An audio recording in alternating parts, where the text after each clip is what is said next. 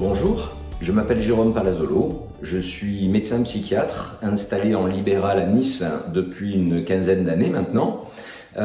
Pour ce qui concerne mon parcours, j'ai eu un parcours assez classique, c'est-à-dire que j'ai fait mes études de médecine à Marseille, dont je suis originaire, donc études qui ont duré 6 ans, pour ensuite passer à un concours qui est un concours national qui s'appelle le concours de l'internat, qui permet de se former à une spécialité. Donc en l'occurrence pour moi c'était la psychiatrie, et ensuite j'ai enchaîné avec 2 années de clinica, le poste de chef de clinique étant un poste d'assistant à l'université où le temps est partagé entre activité clinique, enseignement et recherche. Une fois que j'ai terminé mon cursus, j'ai fait le choix de revenir sur Nice. Donc Nice, j'ai commencé à y travailler à l'hôpital, à l'hôpital Sainte-Marie, où j'ai travaillé pendant 6 ans, pour ensuite passer le cap et m'installer en libéral. En parallèle de ce cursus, je me suis intéressé à d'autres spécialités, en particulier l'anthropologie de la santé et la psychologie, et donc j'ai suivi un cursus en parallèle dans ces spécialités, pour aujourd'hui partager mon activité entre une activité donc de psychiatre libéral en consultation et puis une activité d'enseignant dans différentes universités. J'ai la chance de pouvoir enseigner à l'université internationale Senghor à Alexandrie, qui est l'opérateur direct de la francophonie. J'enseigne également à l'université de Shanghai, à l'université internationale du Vietnam, à Hanoï, et dans d'autres universités, entre autres à l'université de Nice, où j'ai le plaisir de donner des cours dans différents masters. Alors, qu'est-ce qui m'a décidé à franchir le pas de m'installer en libéral? En fait, c'est tout simple. Comme je le disais à l'instant, j'ai une grande partie de mon activité qui relève de l'enseignement, qui relève de la recherche.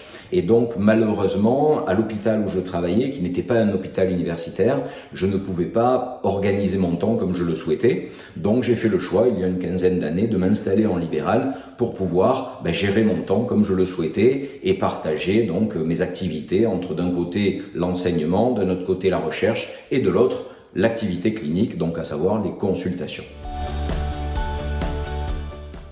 Alors, quels sont les points importants pour se lancer en indépendant? J'aurais tendance à dire déjà la notion de plaisir. C'est-à-dire que, comme je dis souvent à mes patients, vous travaillez au quotidien, vous passez énormément d'heures dans votre activité professionnelle, il ne faut surtout pas s'y ennuyer et surtout pas y déprimer. Donc, l'objectif, c'est d'essayer d'avoir une activité qui fait plaisir, qui vous permet de vous exprimer, qui vous permet d'optimiser pleinement vos capacités.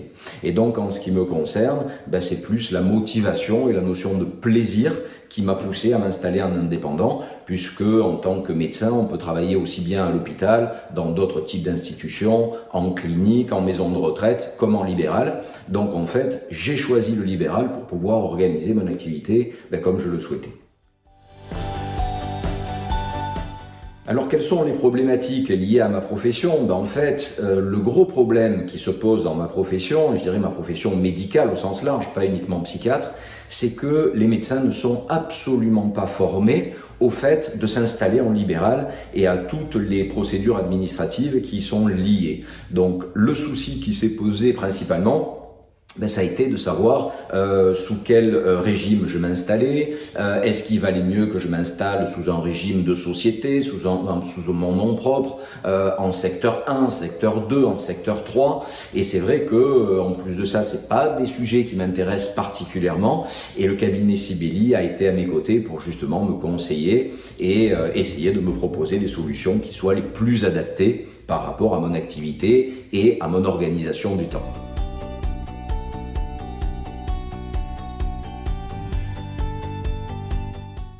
Alors, il est vrai que les professions libérales jouissent d'un statut particulier. Le cabinet Sibeli m'accompagne au quotidien justement pour pouvoir gérer cette problématique. Soyons clairs, en tant que psychiatre, je suis un véritable phobique administratif, c'est-à-dire que tout ce qui concerne les papiers à remplir, les factures, etc., c'est quelque chose dont j'ai horreur et j'ai cette chance de pouvoir compter sur le cabinet Sibeli et en particulier sur mon ami Dominique David qui s'occupe de ma comptabilité pour justement faire les meilleurs choix et en gros ne pas avoir à gérer toute cette partie administrative que concrètement je n'aurai pas le temps de gérer au vu de mes nombreuses activités.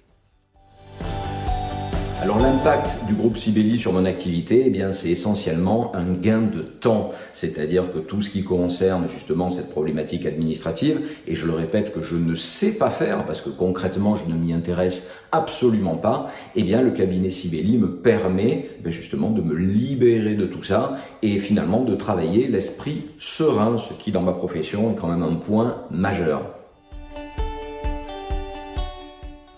Alors la place du digital dans mon activité, eh bien le digital a pris énormément de place ces dernières années.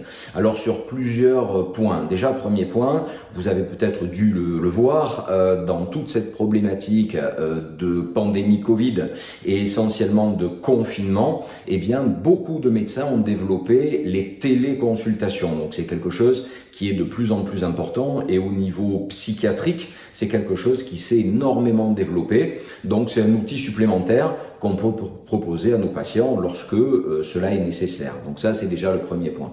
Le deuxième point, faut pas se leurrer, l'outil digital est aussi un outil de publicité, c'est-à-dire qu'à partir du moment où on va publier un article, à partir du moment, en ce qui me concerne, où on va publier un ouvrage, eh bien les réseaux sociaux sont un excellent moyen de faire de la pub, de tisser aussi des liens, de rencontrer virtuellement des personnes dans un premier temps, pour ensuite les rencontrer de manière concrète. Et effectivement, il y a plusieurs collaborations que j'ai eu le plaisir de mettre en œuvre. Et au départ, ces collaborations se sont mises en place via des réseaux sociaux. Alors pour ce qui concerne l'avenir, j'aurais tendance à dire que je le vois plutôt serein, c'est-à-dire que par rapport à mon activité, c'est une activité que j'adore, c'est un métier qui me plaît, c'est un métier pour lequel j'ai toujours eu une certaine vocation en fait, donc simplement que ça continue comme ça et que je puisse aider un maximum de personnes à aller mieux, un maximum de personnes à se sortir de problématiques qui au départ leur semblent ingérables et finalement grâce à certains médicaments, grâce à certaines techniques, et moi je fais ce qu'on appelle des thérapies comportementales et cognitives, on arrive justement à aider ces personnes et on arrive à les sortir de problématiques lourdes. Alors par rapport ensuite au projet, des projets, j'en ai toujours une bonne cinquantaine dans ma besace, donc en général je peux malheureusement pas tous les mener à terme. Pour les projets à court terme, j'ai 3 ouvrages en cours qui sont en cours d'écriture là actuellement, donc j'essaye d'avancer ça.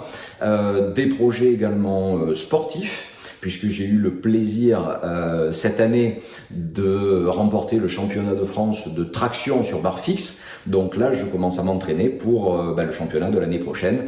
On va voir ce que ça va donner.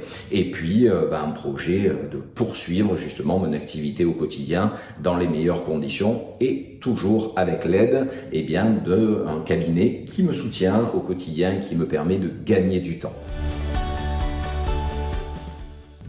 Alors un dernier conseil pour ceux qui souhaitent se lancer, pas vraiment de conseil en fait, simplement une petite recommandation.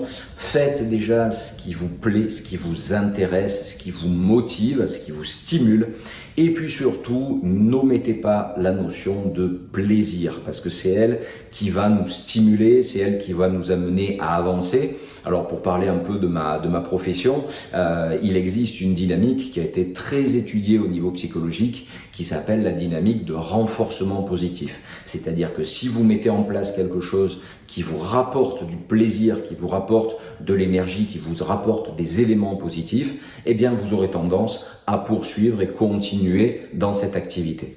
Donc j'aurais tendance à dire c'est la base. À partir du moment où on veut se lancer, à partir du moment où on a un projet, l'objectif c'est de vraiment le réfléchir au départ, d'essayer de voir avec l'aide de professionnels et en particulier de professionnels de la comptabilité pour le coup, de voir si le projet est viable, bien entendu, on ne va pas se lancer dans n'importe quoi, mais à partir du moment où, comme on dit, les planètes sont alignées, l'objectif c'est de se lancer et de se donner les moyens d'aller au bout.